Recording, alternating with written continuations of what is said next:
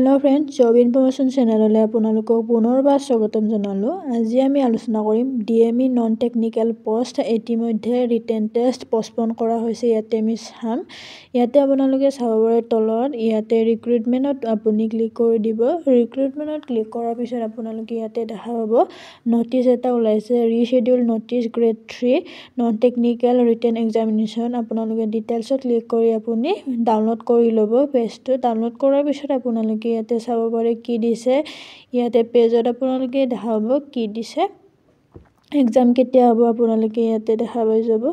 ইয়াতে চাব আপোনালোকে ৰিশ্বেডিউল, ইয়াতে দিয়া আছে ৰিশ্বেডিউল নটিচ। ইয়াতে চাব পাৰে আপোনালোকে this is informations of all concerned in reference to the advertisement. ইয়াতে আপোনালোকে এডভাৰটাইজ নম্বৰটো চাব পাৰিব। তাৰপিছত আপোনালোকে নটিচ নম্বৰটো চাব পাৰিব। নটিচ নম্বৰ চোৱাৰ পিছত আপোনালোকে চাব পাৰে the examinations for filling up of the vacancies different grade 3 non technical post under the establishment of the directorate of medical education Assam which was scheduled to be held on 9/3/2025 has been rescheduled.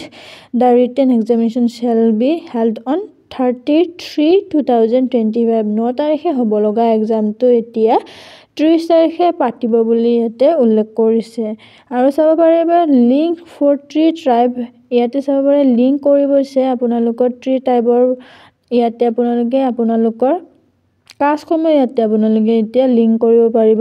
মুকলি কৰি দিয়া হৈছে updated for 3 tribes আদিবাসী status under OBC কি কেটেগৰীত পৰে আপোনালোকে এতিয়া ইয়াতে লিংক কৰিব পাৰিব। লিংক কৰিবলৈ আপোনালোকে তাতে ক্লিক কৰি দিব। ক্লিক কৰাৰ পিছত আপোনালোকৰ এপ্লিকেশ্যন নম্বৰটো ইয়াতে টাইপ কৰি দিব। টাইপ কৰাৰ পিছত পাছৱৰ্ড টাইপ কৰিব, লগইন কৰিব। লগইন কৰাৰ পিছত ফৰ্মখন আপোনালোকে মডিফাইড কৰিব পাৰিব। ধন্যবাদ।